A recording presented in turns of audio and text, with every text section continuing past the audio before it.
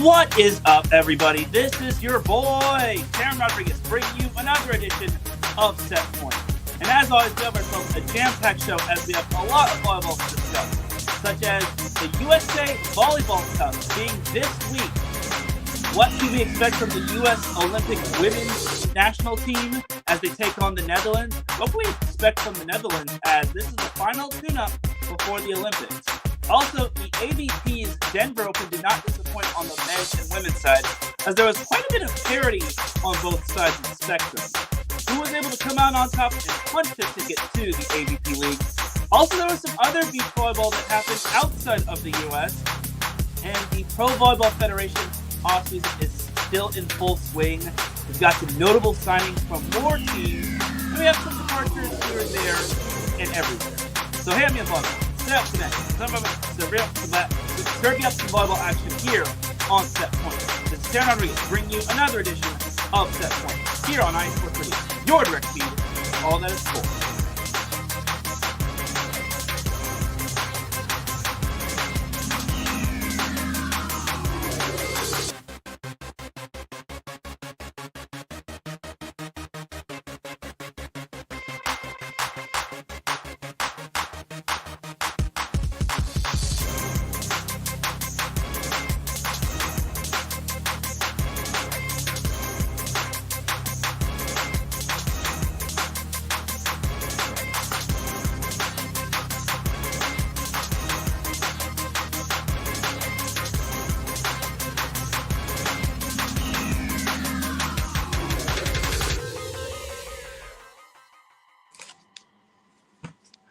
And welcome all to another edition of Set Point.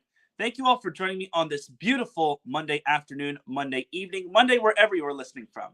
Either way, you've made your way to episode 254 of Set Point.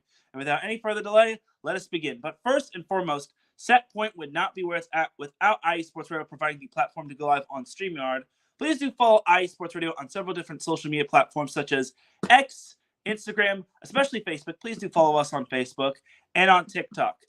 And we also have a website, iesportsradio.com, for all of your latest sports news, our blog, our page dedicated to each podcast, such as Set Point, our merchandise shop for where you can go get some tank tops, some t-shirts, even though you won't need hoodies, they're still there. And you got some caps and some other iSports Radio swag. And we also have Fans of the Month, which will be starting up real soon, and all sorts of amazing, fun sports things for you to whet your appetite on. For the last 10 years, iSports Radio has been bringing you amazing content, ranging from interviewing legendary athletes, coaches, and other authorized media personnel, to building tailor-made shows dedicated to all major sports days around the country. Thank you to everyone for all of your support and for making iSports Radio your direct feed for all that sports.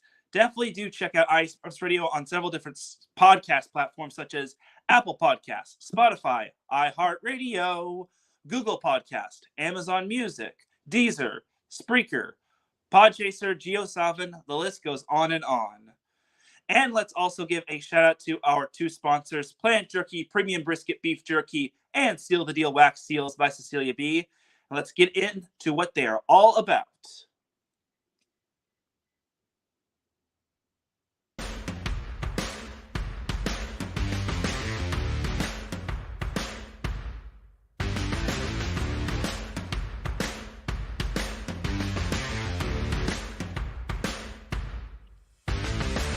Hi, eSports Radio fans.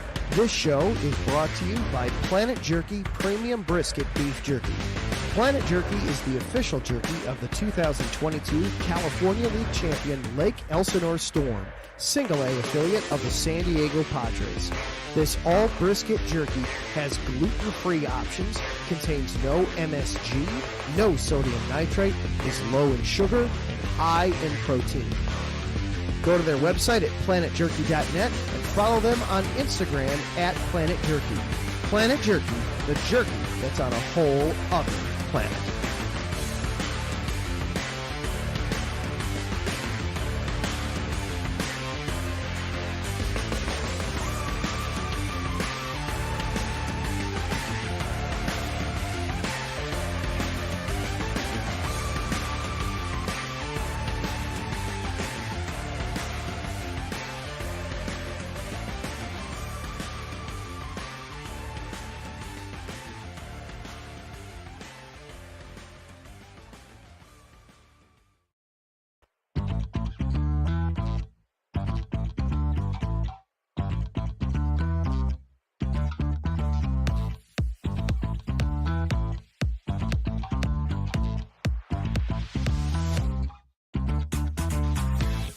Hey there, IE Sports Radio fans. Be sure to check out our sponsor, Seal the Deal Wax Seals by Cecilia B. You just finished your very own wedding or baby shower invitations and you're looking for that extra special touch? Maybe you just wrote a letter to a relative or a friend and you want to add to their smile when they receive it. Then seal the deal with Cecilia's handmade sealing wax stamps for your invitations, letters, and gifts. You bring the deal, we'll bring the seal. You can find them on Instagram at sealthedeal_wax stamps and on Facebook, Seal the Deal Wax Seals.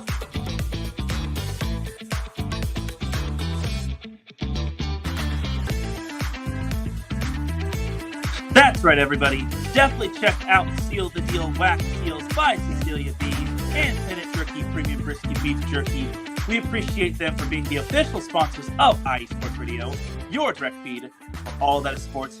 And the way you can follow Set Point on social media is on X, formerly known as Twitter, at set_point.ie, and on Instagram at set_point.iesr. So basically, it's this, and then there's SR as well. And then I'm also on Set Point is also on Facebook as well. I promise you all, I will try to keep that going. I will try to get it fired up once the NCAA women's volleyball season begins, and maybe when this up-and-coming event is about to happen. And the way you can follow me, Teran Rodriguez, personally, is on X, formerly known as Twitter, at Teran Rodriguez1. Kind of taking a little bit of an X cleanse, but I digress in that regard. So without any further ado, let's get on into that volleyball content. So if I sound a little raspy, it's probably because I got over a cold. I'm pretty much 100%. I feel good. So I'm sorry if I don't sound up to snuff, but that's not going to hold me down regarding me doing this show. All right, now let's get on into the big event. The USA Volleyball Cup is this week. And yes, USA Volleyball is coming to town, which is why I kind of titled this show the USA Volleyball Cup Runneth Over. So for that, I'm just going to say it's in Long Beach. And if you're in California, well, let me just tell you, you're in luck. So I will be there in attendance. Nothing is going to stop me. And honestly, I'm looking forward to it. I will finally get to see the U.S. Olympic team in action for the first time in my life. I've never gotten to see them in person just because I'm me. But it's going to be on Wednesday, Friday, and Saturday. Or I'm sorry, not Saturday. Sunday at Long Beach State. Tickets are still available. I'm not trying to promote this. Don't worry about it. But tickets are still there. You might want to get there pretty early because spots will fill up. Parking can be a nightmare. Take it from me, who sees a lot of students and faculty members getting frustrated because they can't find good parking, because I was a student at Long Beach State, for those that don't know. But this is definitely a big time event, and I really wish they could have something like this on the men's side, but it is what it is. I'm not going to complain and whatnot. I mean, we've already kind of gone down the rabbit hole regarding men's and women's volleyball, but whatever. All right. So for this event, I've decided to have my players to watch for. So my players to watch for when it comes to the USA Volleyball Cup on the U.S. side. So there's a lot to basically take in. There's a lot of players to keep an eye out for. I actually picked 4 players from each team just because I think 5 is a little too much. 5 might have been a little too much, and 6 is, I don't want to make it too long. So I don't want to sound like Mother Goose for you all. I just want to get this through as quick and swift as possible. So my first player to watch for on the U.S. is Jordan Larson, the governor. So obviously we know she's back from her previous stint with the U.S., where she helped the U.S. win gold at the Tokyo Olympics. It's going to be rather interesting to see Jordan Larson in what could be her final send-off. I know people really want to see the USA Volleyball Cup in Omaha or Nebraska, just because she did play for the Nebraska Huskers. But I guess they decided Long Beach State because, heck, I don't know. It's closer to USA Volleyball's home base in Anaheim, or they just had the NCAA Men's Volleyball Championships in Long Beach. I don't know. But Jordan Larson, going back to her, all eyes are going to be on her to see what she still has in the arsenal. I think she could still bring it no matter what anyone says. I really think she's definitely going to be on her A game, and I look forward to seeing what she can bring to the table. So my second player to watch for is Dana Retke, middle blocker. So Dana Retke is a newcomer to this team, and I'm just going to say this. I think she's ready. I think she's ready for the spotlight. I definitely think the former Wisconsin Badger is going to be really prepared for this. And I want to say she was a former AVCA Player of the Year. But regardless, I think Dana Retke is going to be ready and willing when it comes to the Olympics. Even though she's a newcomer, she really thrived well in the VNL, and I really think her 6'8" frame can really cause problems for those that try to go up against her. So I'm really looking forward to seeing what Dana Retke can bring to the table. Speaking of Wisconsin Badgers, Lauren Carlini is my third player to watch for. So for Lauren Carlini, she'll pretty much be getting starting setter reps because for those that don't know, Jordan Poulter actually has an injury and she is out for an indefinite amount of time. I don't know if she'll be available for the Olympics, but all eyes are on Lauren Carlini to basically run the show. Unfortunately, the alternate will be Micah Hancock. So for you Penn State fans, I really feel your pain for this one. But with Jordan Poulter out, Lauren Carlini will be running the show at setter. She and Poulter are the only two active setters on the roster, with Micah Hancock being the alternate. It is what it is. Injuries are part of any sport. You can't just turn them off like this is Madden or NBA Live and whatnot. Is that even a thing?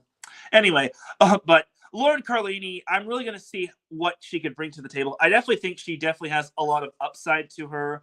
I definitely think that she has that Wisconsin connection, and this is also her first time with the Olympic team. This is going to be her first time in the Olympic debut. I think it's going to be fun times, and I can't wait to see what she brings to the table. Drewski pops in. He says, set point time. Thank you for tuning in, Drewski, tuning in live. He says, Drewski checking in. Hope you're having a great evening and a great show, Taryn. Thanks, Drewski. And also, a shout out to Ralph Calise and Jen B, as well as Larry B, for all popping in. I really do appreciate y'all tuning in.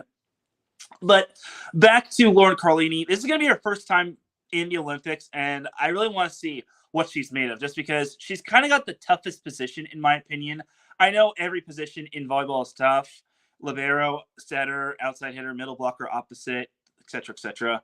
But I think with being the setter, it has a lot of great responsibilities. And I will say the U.S. was kind of in this situation last year when Jordan Poulter got hurt, and then they had to rely on Micah Hancock. So now Lauren Carlini's in that position where she needs to run the show.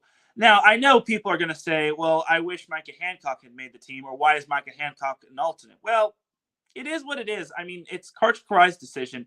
We can't argue with the guy. But honestly, you have to have the best six players on the court. If they can have the best six players on the court, then I won't question anyone. No one should question Karch Karai. He's a veteran when it comes to this. Trust the process. I know that's a terrible little analogy, and it's an old analogy, but it is what it is. And then lastly, my last player to watch for is Justine Wong-Orantes. Yeah, I picked all Nebraska and Wisconsin players. Go figure. But Justine Wong-Orantes, she'll be making her return to California as well. If you know her, she actually grew up in Cypress, California, and she went to Los Alamitos High School, where she was a terror for the Griffins, helping the Griffins and former set point guest Dave Huber win a CIF Southern Section championship, but I digress. But Justine Wong-Orantes will be back as the libero, and she will be making a repeat performance. I really look forward to seeing what she could bring to the table. I definitely think Justine Wong-Orantes definitely has that it factor. She has that Mamba mentality in terms of the libero position. She does an excellent job, and it showed when it came to when she was in Nebraska and when she was with the Olympic team last year. So there's that for the U.S. women's players to watch for. Now for the Netherlands players. So many of you might be wondering, oh my God, who cares? Well, the Netherlands are coming to town, and we got to treat them as good guests. We got to be nice to our guests. So let's show them. I'm going to show them the love just as much as I show the U.S. some love. So the first player to watch for, well, players to watch for, is Anne Buijs. If I mispronounce these players' names, I apologize in advance, but Anne Buijs, or Buijs, and Celeste Plack. outside hitter and opposite are the first players to watch for when it comes to Netherlands. So when it comes to these two players, you're probably wondering, well, why did I lump these two together? Well, I'm just going to tell it to you straight up. Those are the only two players that returned from the Netherlands team that placed fourth in the 2016 Rio Olympics. Yeah, I went all the way back to 2016. Well, that leadership is going to be vital for this Netherlands team as they look to make it back to the top four in terms of, and maybe getting a medal in the Olympics. So I think those two definitely have all eyes on them. So I really look forward to seeing what they could do. And again, they're the only two veterans from the 2016 Olympic team from Rio. And then some other players to watch for are Nika Dalderop, Juliet Lohuis, and Britt Bogarts. So I know I just named five off, but I don't know too much about the Netherlands. I'm sorry. I really want to see what they're made of. I know their head coach has been coaching that team for quite a while. I think 13 years to be exact. Regardless, it's going to be so amazing to see Netherlands. I mean, it's great to see the U.S. team, but it's also going to be great to see the U.S. team as well, or the Netherlands team as well. As when it comes to these two teams, they're number 5 and number 8 in the nation via Volleyball World. So Netherlands actually crept up to the number 8 position. They were actually originally number 9, and then thankfully I was able to find Volleyball World's rankings and get the actual rankings. So they went up from number 9 to number 8. USA dropped a spot to number 5, which sucks, but it is what it is. USA obviously is coming off of an early dismissal in the VNL quarterfinals, and this is kind of their final tune-up to seeing what they can bring to the table. I really hope that both these teams can give it their all. And the main important thing is I just hope both these teams come out injury-free. You know what? Nothing would suck more than to see both of these teams get injured or one of their players get injured before the Olympics.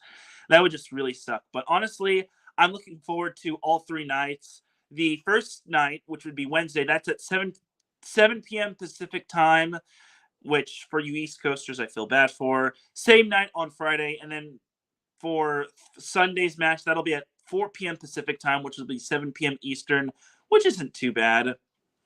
So for you East Coast, and for those that can't make the whole match, for those that can't make it out to Long Beach, don't fret. I'll have your updates. And if you don't want my updates, well, that makes me sad. But the way you could also live stream this is on Baller TV. And just for those that other media members, excuse me, sorry about that. For the other media members out there, you cannot live stream this. There is no live streaming because if you live stream, that's copyright, and USA Volleyball is going to break out human resources. But that I digress in that regard. But it's going to be live streamed on Baller TV in case you don't want my updates, which would be saddening. But that's how you're able to follow the action. Again, you can follow the action on X, formerly known as Twitter, via Setpoint.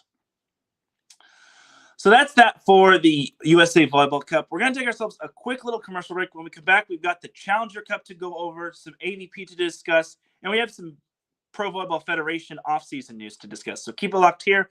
You're listening to Setpoint here on IE Sports Radio, your direct feed for all that sports. We'll be right back after this.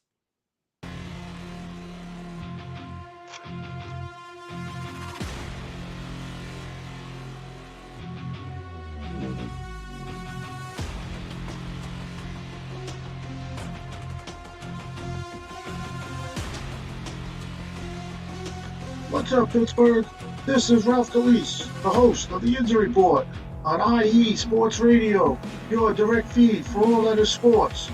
Are you that passionate diehard Steelers, Penguins, Pirates, or just a Pittsburgh sports fan?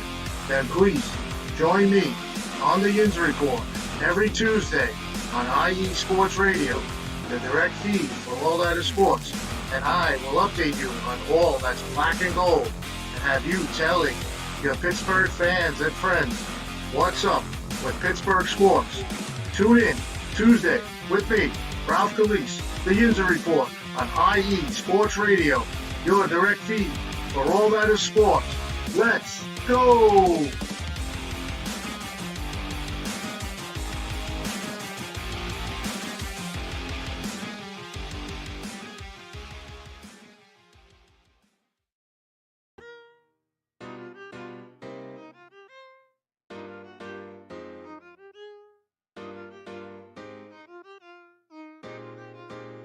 Well, what is up, Carolina Nation? This is John Felipe of the Carolina Cast, of course, the podcast of, by, and for the Carolinas, right here on IE Sports, your direct feed for all that is sports.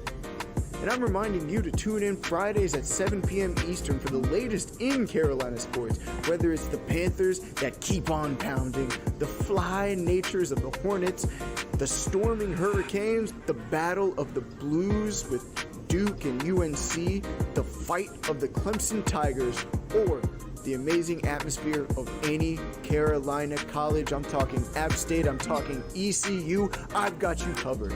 Once again, tune in for the Carolina Cast with me, John Felipe, Fridays at 7 p.m. Eastern Standard Time, right here on IE Sports Radio, your direct feed for all that is sports. And we are back with Set Point here on IE Sports Radio, your direct feed for all that sports. Definitely check out all of our amazing shows, such as the Inns Report with Ralph Calise and the Carolina Cast with John Felipe. Drewski, the chat room, said, I'd rather follow your updates anyway. Well, I appreciate that, Drewski, and that just made my week. So thank you for that, brother. But let's get back on into the show. So let's discuss a little bit of some men's and women's FIVB Challenger Cup. So before I continue, I know what all y'all are going to say. Well, Taryn, why are you going to discuss the Challenger Cup? Well, let me just tell you, the Challenger Cup is still volleyball related. It actually involves next year's VNL, just because the VNL is expanding to 18 teams, and more importantly, the winner of the Challenger Cup actually goes to the VNL. So it's basically like a promotion. And I think it's definitely important, just because whoever wins gets to be involved in the big kahuna tournament in the VNL. And I think it's going to be fun. I know everyone is probably saying, well, the Challenger Cup is basically the NIT for volleyball and whatnot. Well, I kind of agree, but I think it's a great opportunity to help these little teams and not so known teams get big and get more well known. So in terms of the women's Challenger Cup winner, that just so happens to be the Czech Republic, which they definitely have one of the more exciting players in Magda Jelashkova, the former Washington State middle blocker, who was named a two-time first-team All-American in the AVCA, and she helped the Cougars reach to greater heights. So no surprise, Czechia would be the one to win it all, as the Czech Republic was able to sweep Argentina in the quarterfinals. Then they swept Vietnam in the semifinals, and in the final they took down Puerto Rico in 4 sets, and they eventually wound up winning the Challenger Cup. So great job to the Czech Republic on winning the Challenger Cup. They'll be in next year's VNL, which I think is awesome. So despite finishing 4th, Belgium will still qualify for next year's women's VNL, as their ranking will basically has them in the correspondent position where they will be basically able to qualify for the VNL. So they're currently ranked 14th in the world nation, and that is good enough for them to. And I think they surpassed 200 points, which is another big thing. So that definitely has them going for them. So I think it's good that Belgium, despite finishing 4th, they still qualify for the VNL. So it just goes to show that you sometimes don't have to win this, but you still have to have enough points to basically qualify for the VNL. So great work to Belgium. And once again, congratulations to the Czech Republic on winning the Women's Challenger Cup. Now for the Men's Challenger Cup. So the winner for the Men's Challenger Cup was China. So China pretty much had the same run to the whole tournament, or through the whole quarterfinals and whatnot. China was actually the number 1 overall seed if we're looking at the bracket, the going up through all the way down position. So China swept Mexico in the quarterfinals, and then they swept Egypt in the semifinals, and then the final they took down Belgium in 4 sets, which tough weekend for Belgium, as Belgium unfortunately loses the Challenger Cup, and it does not look like they're going to qualify for next year's VNL. But someone else who does qualify for the VNL next year on the men's side is Ukraine. So Despite finishing fourth in the Challenger Cup, Ukraine will qualify for the men's VNL as they just barely surpassed 200 points. And they just like the Belgium in terms of the women's side, they are in the top 15, which I think is pretty good. They're actually ranked 14th, just like Belgium. So I think it's great. Ukraine qualifying for next year's VNL is awesome. So good job to the Ukraine on qualifying for the VNL, and congrats to China on winning the Challenger Cup. That is awesome sauce right there. And that's pretty much that for the international volleyball scene. There's no international volleyball until the Olympics. So how are you going to live? There's plenty more volleyball stuff to discuss. So don't even trip. I got your volleyball news right here, there, and everywhere. All right, so let's jump to some Pro Volleyball Federation. So Pro Volleyball Federation is in its second week of free agent signings. And also LOVB, or Love, is basically in its period of signing its players. It's a separate league from the Pro Volleyball Federation, just in case those are wondering. But for the Pro Volleyball Federation, its notable signings are as follows. So Rosier Calderon, a former Cuban Olympic player, she actually has signed to, can you get a drum roll, please? You probably didn't hear that, but she actually signed with the San Diego Mojo, which I think is pretty incredible if you ask me. So like I said, former Cuban Olympic national player. She helped the Cubans win a medal back in her heyday. And I think it's pretty great that San Diego got signed her, just because they actually lost a few players to the free agent signings. They lost Temi Thomas Ilara. That's a huge loss right there. We don't know if Nutsara Tomcom is going to be coming back. They did re-sign their libero, Shara Venegas. They did lose Morgan Lewis to free agency as well. And that's actually a perfect segue to go into where Morgan Lewis landed. She actually wound up going to the Columbus Fury, which they did lose Reagan Cooper to the Omaha Supernovas. But the Fury did not just sign Morgan Lewis. They actually signed one more player. They actually signed Jill Gillen. Now, for those that know who Jill Gillen is, she is just a straight-up phenom beast. She was a standout for the Arkansas Razorbacks. She helped Arkansas make it to the Elite Eight. They even knocked off the SEC powerhouse Kentucky. I'm sorry, Kentucky fans. But Arkansas was obviously, I wouldn't say relevant, but they were just really known, and they were just so competitive, courtesy of Jill Gillen. So Jill Gillen going to the Columbus Fury is amazing. Yes, I know she doesn't stand all that tall. She's like, I think 5'7", 5'8", but she has major hops. She definitely is going to help the Columbus Fury be really good. Will she take over Reagan Cooper day one, or will she be Reagan Cooper 2.0? That's the better question. That's going to depend, but I think the Columbus Fury are on the right track. And also thank you to Gen B for bringing this news up to my attention last week. I really do appreciate it. And then also in terms of other notable signings, the Omaha Supernovas signed Giovanna Mirasolahovic. If I mispronounced that, I apologize, Supernovas fans. And they also signed Mac Podraza. So Mac Podraza obviously is a great signing right there. She didn't get to see a whole lot of time with the Vegas Thrill, but Mac Podraza will be coming back to the one place where she probably didn't like playing when she was at Ohio State.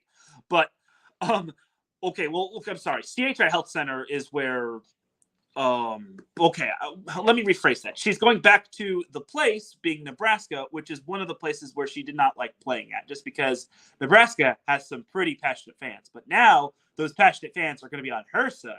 So Mac Podraza is going to be playing for the Omaha Supernovas, as well as Jovana Miroslavlahevich, which I definitely tried my best to basically read that off without looking at my script, but I digress. So in that regard, the Omaha Supernovas just continue to load up, and I still think they still have some question marks, but I think they're still going to be just fine. I would be very surprised to see anybody challenge the Supernovas. I think the Supernovas are still in prime position to win it all again.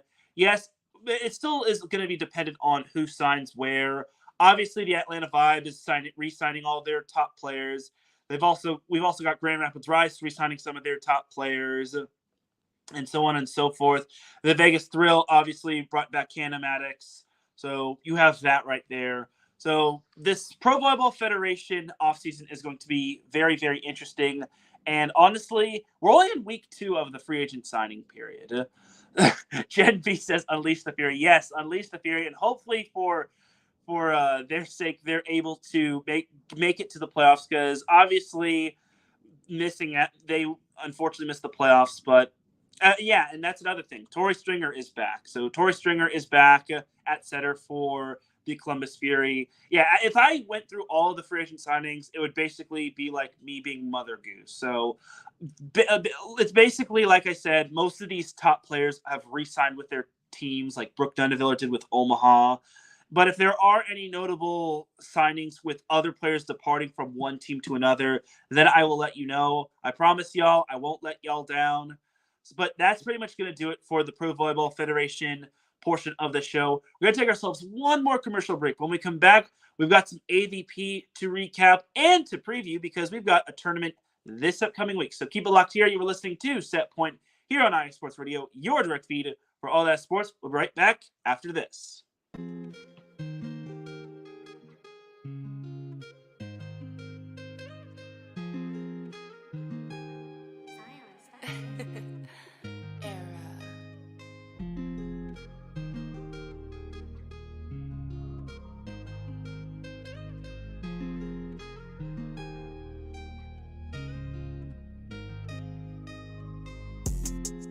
What's good, everyone? It's Drewski, the host of Heart of Texas Sports on IE Sports Radio, your direct feed for all that is sports. On this station, we cover everything in the Dallas-Fort Worth, Texas area. From where we cover the Dallas Cowboys, the Dallas Stars, Dallas Mavericks, Dallas Wings, Texas Rangers, TCU, SMU, we cover it all right here every Wednesdays from 9 to 10 p.m. Central Time. Make sure you stay live with me on the Heart of Texas Sports on IE Sports Radio, your direct feed for all that is sports.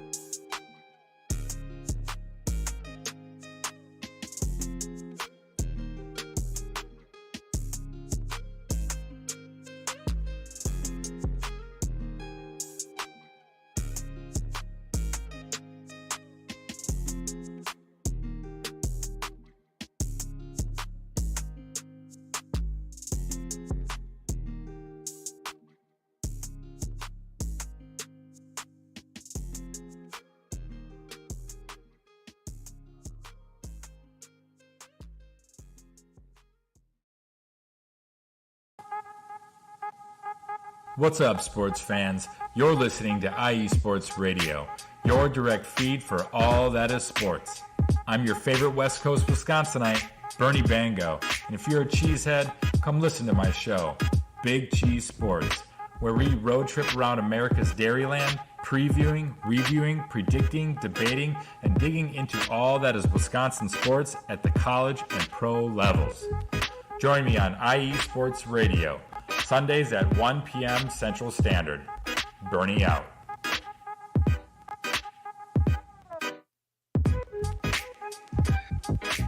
Back with the final segment of Set Point here on IE Sports Radio, your direct feed for all that sports. Definitely check out all of our amazing shows, such as Big Cheese Sports with Bernie Bango and the Heart of Texas Sports, aka the Hots, with Mama Andrewski. By the way, USA Volleyball did actually host the VNL this past I think it was May. If not, it was in June. Regardless, they hosted week 2 of the women's VNL in Arlington, Texas. And I will just say, I kind of wish they had promoted that a little bit more. I kind of did get notification from one of my followers saying that USA Volleyball didn't really promote the VNL all that much, but they're promoting the USA Volleyball Cup. But I digress. Anyway, so moving on to the final part of this show, we got some AVP to recap. So the Denver Open was this past weekend, and it's been a whole month, or more than just a month, like a month and almost a month and a half since we had an AVP tournament. And boy, howdy, we head to the Rocky Mountains. Last tournament previously was Huntington Beach. Now this time we head to the Rocky Mountains for the Denver Open. and it was quite a thriller of a tournament. Sorry if I'm just adjusting my camera, but the women's side of things, Savvy Simo and Abby Van Winkle were able to win the tournament. Now, this is kind of not surprising just because Abby Van Winkle and Savvy Simo both have that team chemistry, and they almost beat April Ross and Alex Kleinman in the Huntington Beach Open. So to see them winning this tournament is not too surprising. And they had that USA, or not US, well, they have the USA Volleyball connection, and they also have the UCLA Volleyball connection. So when it came down to it, I just felt that this was not surprising to see Savvy Simo and Abby Van Winkle win it all. So in the final, Savvy Simo and Abby Van Winkle took down Ashley Pater and Sarah Wood in the final, 21-17 and 21-17. Again, well, I will just say it's not too surprising that they won, but I will give a lot of credit to Sarah Wood and Ashley Pater. Pater is not even graduated from USC. She just finished her first year at USC, where she wound up winning a national championship, and she has taken the AVP by storm with her partner, Sarah Wood. I think that's pretty good, if you ask me. And there was a little bit of some parity in the tournament. Obviously, Gina Yarongo and her the number one overall seed, Gina Yarongo, and her partner, they were actually upset by Lindsay Sparks and Piper Furich. That was probably big time right there. And then also Ashley Pater and Sarah Wood upset Perry Brennan and Natalie Mizalkowski in the quarterfinals. Yeah, it was the quarterfinals, which when it comes down to it, this whole bracket was just so weird. Like, they were seeded as the 1 seed, but they were the 6th seed overall. So AVP, you've got some explaining to do. Why is this bracket so complicated? Please explain to me, AVP. Anyway, but honestly, my takeaway for this is Savvy Simo and Abby Van Winkle winning it all is not ultimately surprising. If I were a gambling man, please gamble responsibly. I would probably pick Savvy Simo and Abby Van Winkle to win it all, just based off of their connection when it comes to being former UCLA players and with being on USA Volleyball altogether. So I think those two definitely have a bright future ahead of them. Also, I'm definitely going to be excited. I'm definitely looking forward to seeing what Savvy Simo's dad has to say about that, just because I actually know Savvy's father. Because for those that don't know, I work in retail. I work at a grocery store, and I sometimes see Savvy's dad buying groceries. And then we basically talk about how the AVP is coming back to Laguna Beach, how it's not in Hermosa Beach, which frustrates me, but I digress. And then we also talk about how good Abby Van Winkle and Savvy Simo both are. So I think it's going to be great when it comes down to it. Excuse me for 1 second. Sorry, just had to clear my throat a little bit, but I think it's going to be great to talk with Mr. Simo about Savvy and Abby winning that whole tournament. So, and with them winning the Denver Open, they qualify for the AVP League, which I think is awesome because this whole season is basically a new season. It's going to have an AVP League, and that's going to be where the whole AVP Championship is going to be all about. But that's not until later on in the season. That's not going to be until the fall. So we have to wait and see regarding the AVP League and who else qualifies and who else is going to make it. But right now, Savvy Simo and Abby Van Winkle punched their ticket to the AVP League. Now for the men's side of things. One quick second. Sorry about that. Now for the men's side of things. Evan Corey and Allison Cerruti are your men's champions in terms of the Denver Open. Now, you're probably wondering, how did they do this? They actually managed to take on Team Taylor, being Taylor Crabb and Taylor Sander, in the final. And believe it or not, they were actually able to come out on top. They actually upset Taylor Crabb and Taylor Sander 21-15, 19-21, and 15-12 to win the whole Denver Open. So that's pretty incredible. And you want to know what else is incredible? That's actually Team Taylor's first loss of the season. It was actually the first 2 sets they had dropped all season. So when Evan and Allison both took that first set, I was like, oh my God, this could actually be an upset. This could be big because that was the first set Team Taylor had dropped all season. because they wound up running the table in the Huntington Beach Open. And then I was seeing them run the table. And I'm just going to say this. Taylor Sander and Taylor Kraft are probably going to be representing the U.S. next year in the Los Angeles Olympics. That is basically my prediction right there. I'm calling it right there. I'm shooting my shot. Book it. But with Evan Corey and Allison Cerruti pulling off this amazing upset, that's incredible if you ask me. I'm downright impressed. And it's high time we get some parity in terms of the AVP, just because, oh no, god darn it. Sorry, the camera is acting up, even though I tried to make sure it wouldn't do that for me. But the parity in the Denver Open, on the men's side especially, there were some big upsets. We had Trevor Crabb and his partner fall in pool play, which I thought was pretty good, as Troy Field and Ford Harmon were the ones that toppled Trevor Crabb and Adam Roberts in pool play. They eventually became the number 1 overall seed in the tournament, but they lost in the round of 16. So at least we're getting some sort of parity. It's not like all 4 1 seeds or all 4 top seeds advanced to the semifinals, and then we got the number 1 and number 2 seed in the final.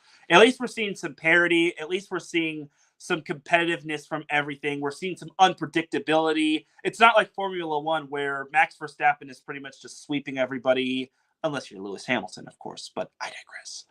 But in that regard, I really think that it's incredible that we're seeing some newcomers come to the table. And you got to remember that the AVP sometimes has pairs rotating. Like sometimes you will see one player partner with another player, and that's not their primary partner in terms of like a certain tournament. So, but Evan Corey and Allison Cerruti are both primary partners, and them beating a very talented Team Taylor duo is quite amazing right there. So congratulations to Evan Corey and Allison Cerruti on winning the Denver Open men's side of things. And with that, they also qualify for the AVP League, which will be coming up in the fall.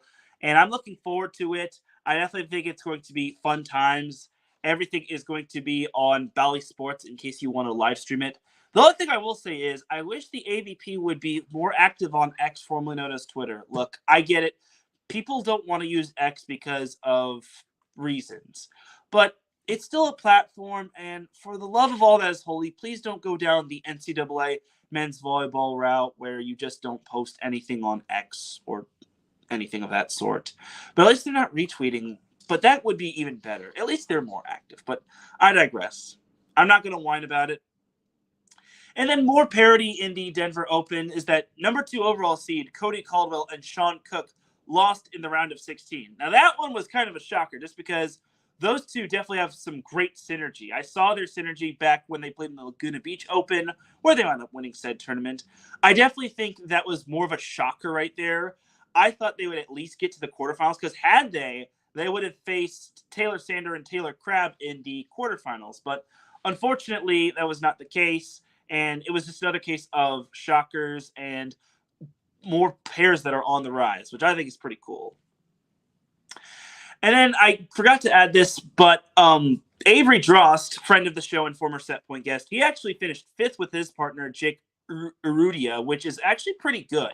5th in a tournament like this, which has so much unpredictability, that's pretty solid if you ask me. So a set point salute to Avery Drost, former set point guest and friend of the show, and his partner on finishing 5th in the Denver Open, which I think is pretty incredible right there. All right, but that is that for the Denver Open. So next AVP tournament is this week. So this is going to be very strange, but this is actually going to be on a weekday. It's going to be the qualifier is going to be on Wednesday, 2 days from now, as of this recording. And then the main draw is going to be Thursday and Friday. Holy guacamole, AVP. Excuse me for 1 second. But holy guacamole, AVP. What? I know Waupaca is not one of the more well-known places, but why are you having an AVP tournament in the middle of the week? Is there just so much scheduling conflict in Waupaca that you can't have it on a weekend? yeesh.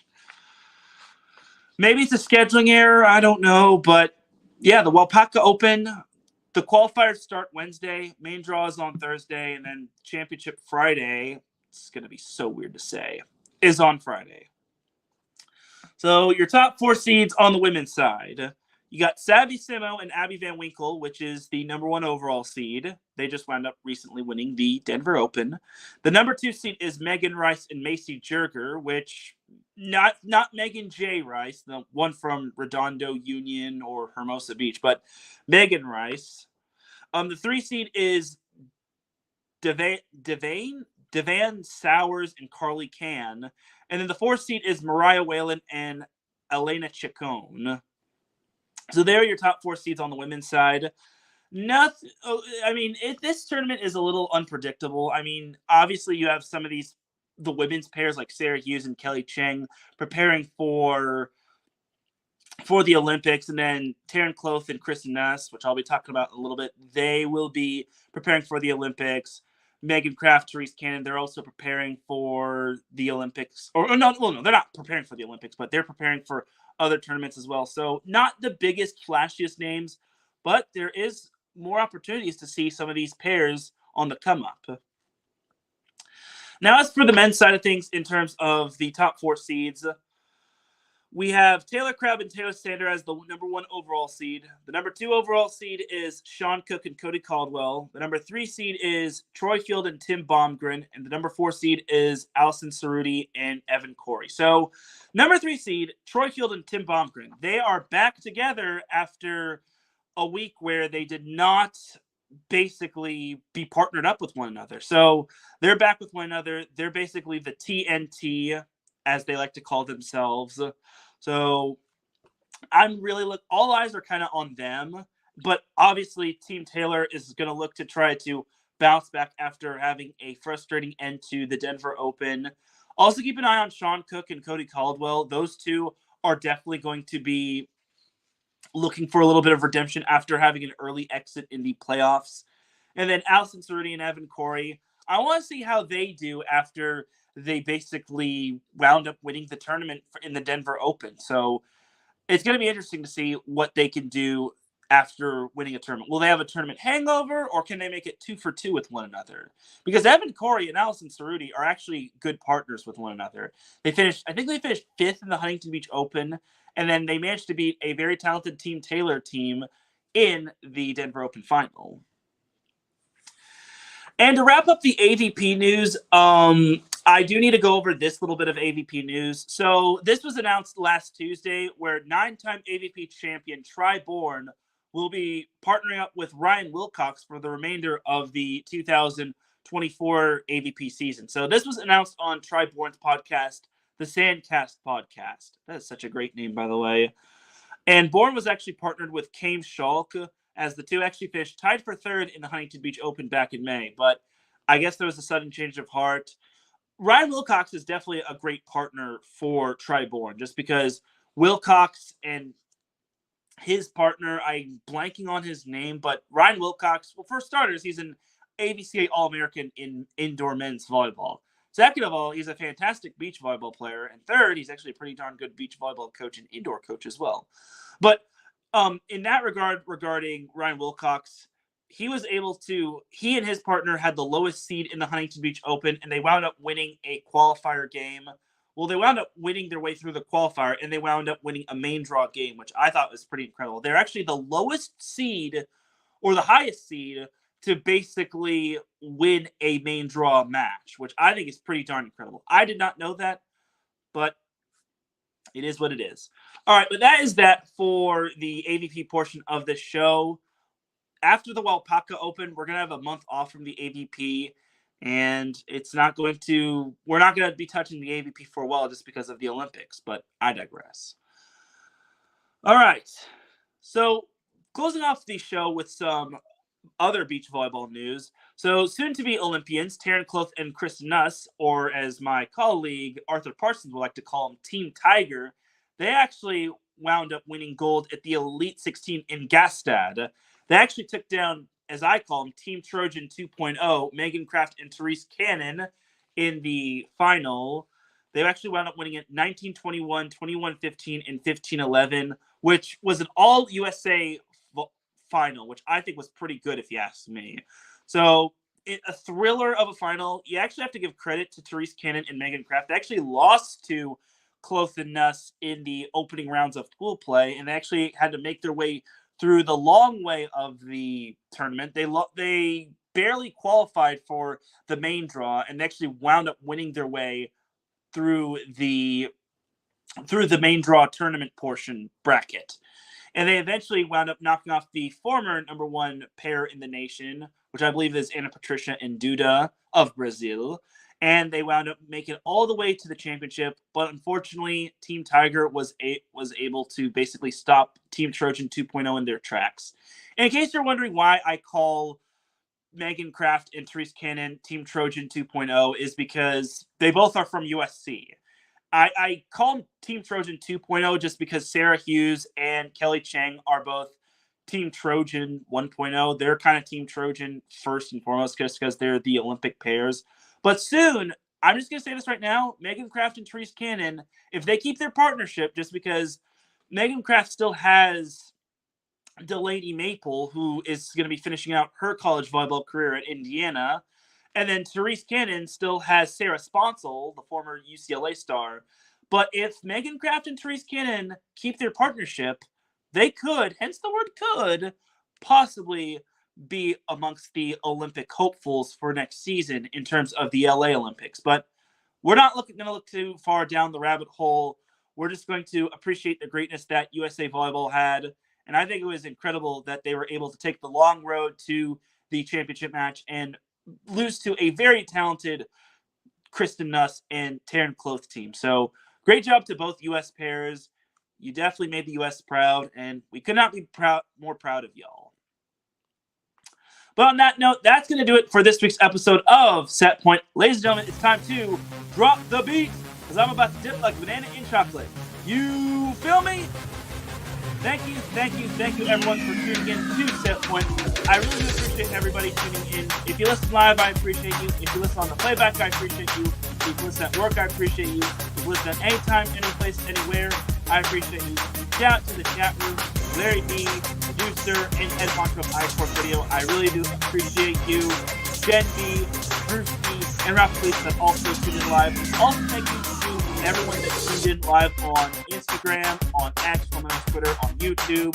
And for those that caught the playback, I really do appreciate you. And thank you, Drewski. I really do appreciate y'all. I will be back on Friday for the SoCal Supreme Sports Show. After a week off, the SoCal Supreme Sports Show will be back up and running. But I will see you all on Wednesday, Friday, and Sunday for the USA Volleyball Cup at Long Beach State against the Netherlands. For everyone here at IE Sports Radio, this is Teran Rodriguez signing off. Have yourself a great rest of the week. Enjoy the volleyball action. Again, I'll see you all on Wednesday at Long Beach State for the USA Volleyball Cup and Friday for the SoCal Supreme Sports Show. Have a great week of volleyball, everybody, and have a great week overall. Peace!